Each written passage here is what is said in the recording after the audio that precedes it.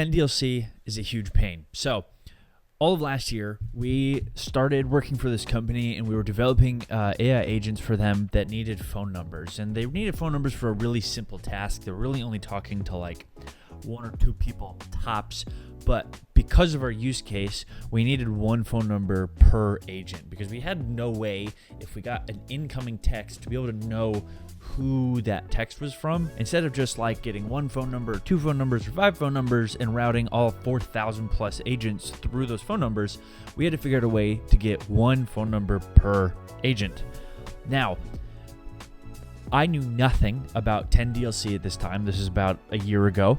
And I just was like, oh, this should be super easy. We'll just get them phone numbers because I can get a phone number. So why can't my agents get a phone number? Little did I know I was about to learn about 10DLC and A2P, which if you don't know is 10-digit long code and application to person. Now, it is application to person, which I was like, well, surely that doesn't apply to us because we're not doing just spam blast stuff. We're having agents that are acting as humans, writing human-like messages to other people. This is conversational. There's nothing that's spammy. Everyone that we're texting wants us to be texting them. So I started doing research on the internet.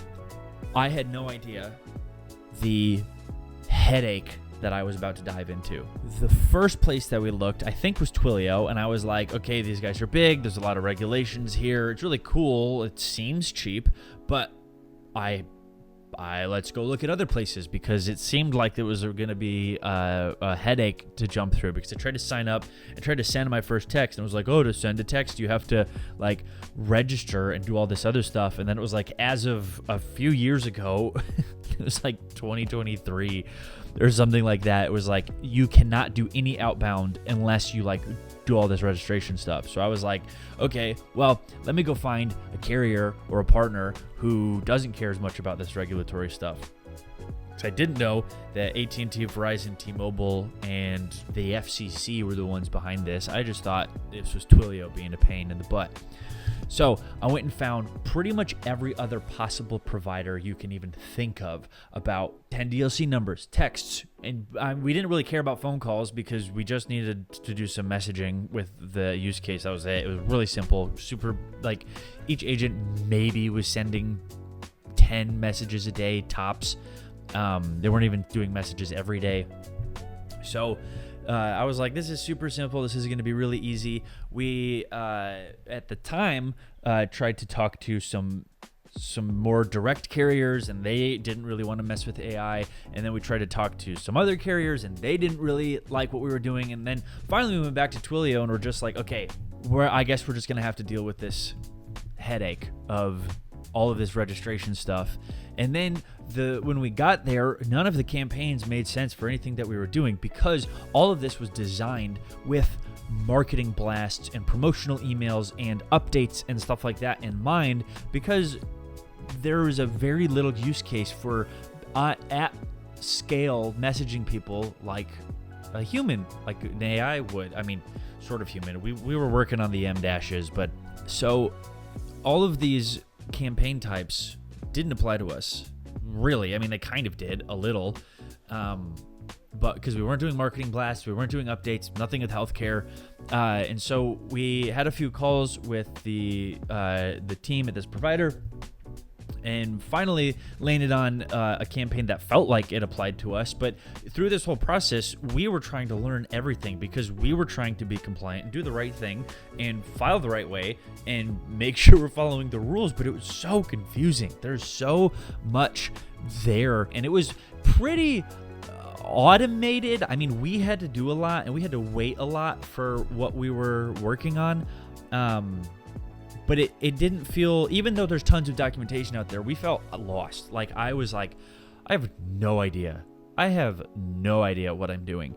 And it was just drinking out of a fire hose trying to learn my way around A2P 10DLC stuff, purely to just get our agents to send texts at a very non-spammy use case.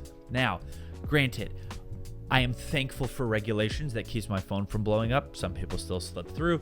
We were kind of left to our own devices to figure this out, especially being smaller. I mean, we had thousands of phone numbers and thousands of agents, but because we were so new to this space and weren't your typical customer, it felt like we just kind of had to figure it out and cross our fingers and hope. I just finished filming, but I just remembered I needed to talk about something. The pricing is so confusing. Why did no one tell me about this? I used a large service like Twilio for a year, and I didn't understand the pricing until we started working on this, because at least from my perspective, it feels confusing on purpose, where what you see on the website is that you pay $0.0083 per message. But a message isn't just, oh, you sent a message. A message is 160 characters, as long as it's G whatever 7 encoding. If you put an emoji in, it changes how it encodes, and now it's 70 characters is considered a message. So if you send a 400 character text to somebody, which if you're doing anything with AI, they're very verbose and definitely like writing way too much, and those M dashes are taking up, hundreds of characters. But if you write if you write a 400 character message, that gets billed as 3 messages. So you don't actually pay 0.0083 cents. You pay 2.4 cents just for that message. And that's just what you're paying your carrier. And then that's what you pay, like Twilio. And then the carriers charge another fee on top of that, also per segment, which is usually like $0.0035, so like 0.35 cents. And that is also per segment, so you get billed that as well, and that's both ways. So when you receive a message, you pay this. Now, maybe this is just me. Maybe I was just rushing it. I have gone back and looked at pricing pages on companies like this and have still felt like really confused because they hide it on different pages. Some of the wording, like per message, feels like per message asterisk should mean I sent a message, not every 160 characters. So even the pricing is confusing, and that's something that we're trying to solve as well. But it's kind of a pain because if we try to be really transparent about our pricing, it gets confusing. If we're like, oh, well, you pay this and then you pay that. And so we built a pricing calculator on our website for this purpose. And the other thing that we're trying to do is just make it simple. Like, it shouldn't be a surprise when you get your bill on what this costs. It should be, yeah, I sent this much stuff, I'm going to pay this much money. So because of all of this, the funness and the headaches that I had to deal with last year, we decided to start Agent Message purely out of this sucks, let's solve this. And so the way that we're trying to do that is building compliance into our infrastructure. Because when we don't have to serve the people that are doing marketing blasts and doing updates on your account or one-time verification passwords, all we're trying to do is say, hey, your AI agent needs to act like a person sometimes. Let's give it a phone number.